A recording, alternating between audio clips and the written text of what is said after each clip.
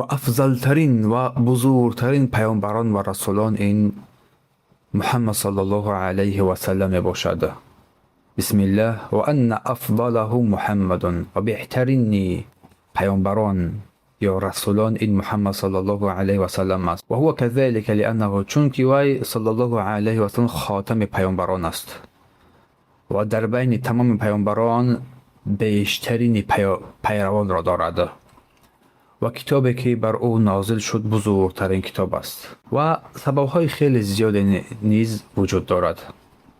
آنچه که دلالت بر این افضلیت بودن او میکند که در شب معراج بر بیت المقدس اسرا کرده شد که در آنجا محمد صلی الله علیه و سلم امام تمام پیامبران قرار گرفت. این دلالت بر افضلترین پیامبران می نماید. تمام پیامبران را امامتی نمود و بیشتری پیروان را رسول صلی الله علیه و سلم دارد و در روز قیامت تمام مردم نزد بزرگترین پیامبران می روند، از آنها طلب می کنند و آنها ارشاد می کنند تمام امت را بر سوی پیامبر صلی الله علیه و سلم. این دلالت بر فضل محمد صلی الله علیه و سلم می کند که افضل ترین رسولان است. و بعد محمد صلی الله علیه و سلم ابراهیم علیه السلام. اگر یگام سوال کننده پرسید که چگونه ما بین این قول الله سبحانه و تعالی می فرماید ثم اوحینا الیک ان اتبع ملت ابراهیم، سپس ما بر تو ای پیامبر وحی کردیم که تو پیروی نمایی ملت ابراهیم را، معلوم است که کسانی که پیروی میکنند درجات آنها کمتر است از آن کسانی که درجاتشون بالا هست بیشتر است، یعنی پیروی کننده درجاتش کمتر است.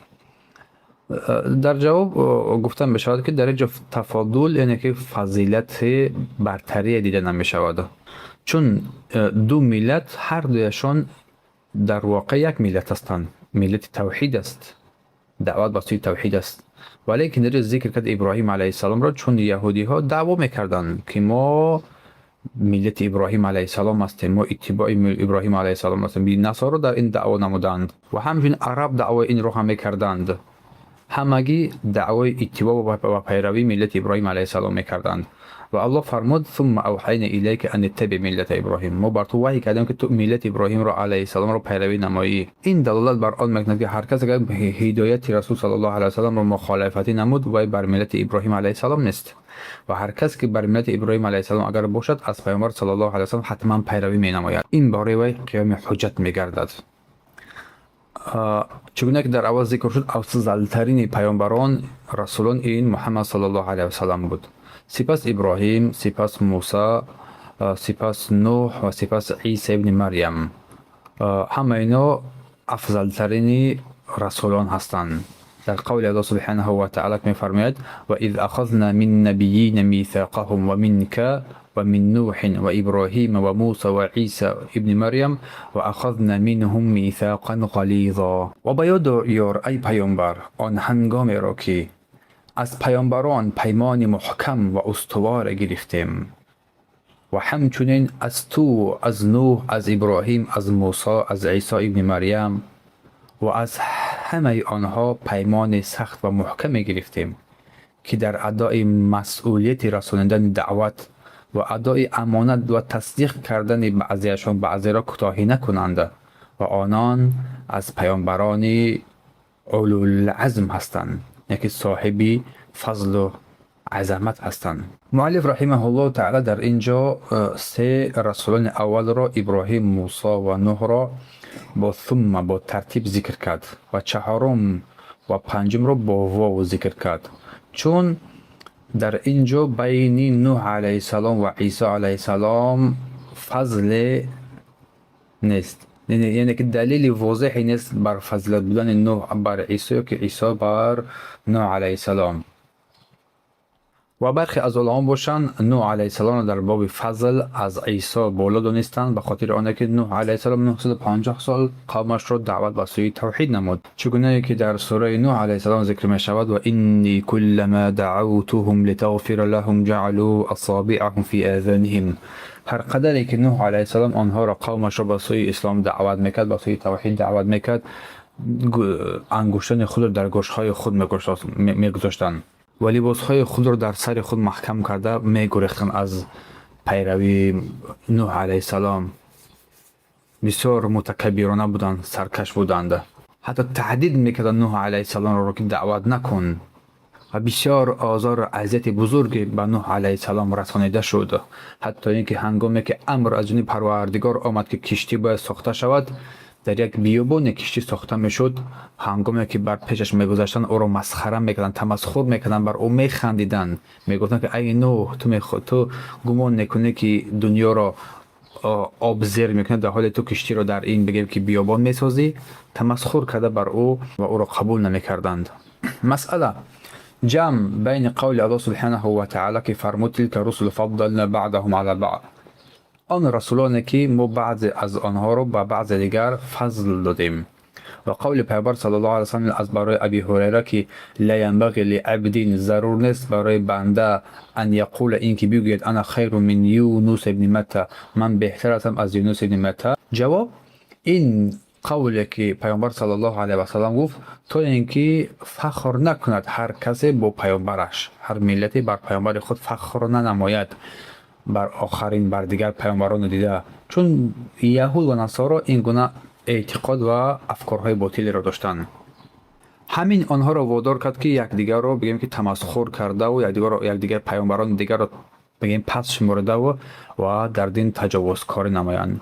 اما اعتقاد صحیح باید انسان بر قلبش اعتقاد داشته باشد که چیز رسولان چگونه که الله فرمود از همدیگر بر یکدیگر فضل کرم دارند، چگونه که در بالا کمی ذکر کردیم. الله میفرماید که ولقد فضلنا بعد النبیین علی بعض، بدرست که ما فضل قرار دادیم بعضی از پیامبران با بعض دیگر. و آتینا داود زبور، و به داود زبور دادیم. و الله فرمود تلک رسل فضلنا بعضهم علی بعض منهم من کلم الله، این رسولانی که هست در بیان رسولان که بعضیشون رو با بعض دیگر ما فضل قرار دادیم. که من بعضی از آنها موسی علیه السلام بود که با پروردگار سخن گفت، کلم الله، و رفع بعضهم درجات، و بعضی از آنها درجات آنها را بلند کرد. واجب است این اعتقاد بودن در هر یک انسان. اما با زبان باشد این فضل را ما ذکر نمی کنیم، خاصتا هنگامی که با مخاصم خود، با مخالف خود از کسانی که دعوای پیامبران را، اتباع پیامبران را میکند در این حالت، چون این برده رسانه بر دشمنی و بغض و حسد بر پیامبر و همچنین با جنگ و جدال برده میرساند. و همچنین اعتقاد می نماییم اینکه شریعت محمد صلی الله علیه و سلم جامع است، در برگیرنده تمام فضیلت و شریعت های رسولان پیشین را نیز دارد. یعنی که این شریعت فضل و افضلیت بودنش و جمع بست کردن تمام فضیلت های شریعت های پیشین را در خود دارد. الله سبحانه و تعالی در محکم آیاتش می فرماید استعیذ بالله شرع لكم من الدين ما وصى به نوح والذين أوحينا إليك وما وصينا به إبراهيم وموسى وعيسى أن أقيموا الدين ولا تتفرقوا فيه. ای مردم، الله برای شما دین و آیین مقرر کرده است و آن دین اسلام است، همون گونه‌ای که به نوح وصیت کرده بود که به آن عمل نماید و به مردم رساند، و از آنچه که بر تو ای رسول صلی الله علیه و سلم وحی کردیم و به ابراهیم و موسی و عیسی وصیت کردیم که دین را بر توحید و طاعت الله بر پای نگاه دارید و در آن گروه نشوید. این 4 پیامبری که در اینجا الله سبحانه و تعالی در این آیه کریمه ذکر کرد، نوح علیه السلام، ابراهیم، موسی و عیسی و آخرین آنها پیامبر صلی الله علیه و سلم، اینها پیامبران اولوالعزم هستند، بزرگترین پیامبران در قدر و در کلانترین انسان ها هستند.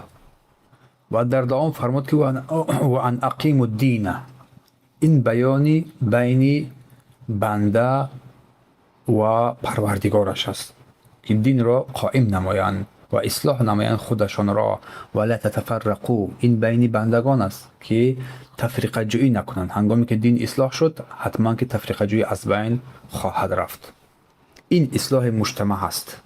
دین در برگیرنده تمامی شرایط و بگیم که حالتهای مجتمع را بیان میکند و آنها را اصلاح می نماید، چی بین بنده پروردگارش باشد و چی بین بنده و افرادی مجتمع باشد. ان اقیم الدین یعنی که دین را قائم نمایند، عبادت نمایند الله سبحانه و تعالی را خالصانه و به شریعت آن یعنی که شریعت پیامبر صلی الله علیه و سلم عمل نمایند. ولا تتفرقوا فیه یعنی که از جمله اهلی تفریقه جویی نباشند، فرقه گرایی، حزب گرایی نباشند که گمراه بگردند، که بعض دیگر رو دیگر تفریقه جویی نموده و حزب گرایی نموده گمراه بگردند و یکدیگر رو به گمراهی بکشانند و یکدیگر رو تبدیع و انکار نمایند. همه این آیات ها بیانگر آن است که حزب گرایی، تفریقه جویی در دین الله سبحانه و تعالی قطعا ناممکن است، جایز نیست. یعنی جایز است برای امت اسلامی که حزب گرایی نمایند. این آیات ها تمام نوعهای حزب گرایی را قطعا من میکند و رد میکند. ولا تنازعوا فتفشلوا فتذهب ریحکم واصبروا ان الله مع الصابرین. در اول آیت میفرماید و اطیعوا الله و اطیعوا الرسول، و الله و رسولش را اطاعت کنید و یکدیگر به نزاع بر نخیزید که ناتوان و بزدل شوید. در دولت و قوت شما این تأثیر بخشد. در مقابل دشمن صبر گیرید، صبر کنید که الله همراه صابران است، آنها را نصرت میدهد و خارشان نگرداند.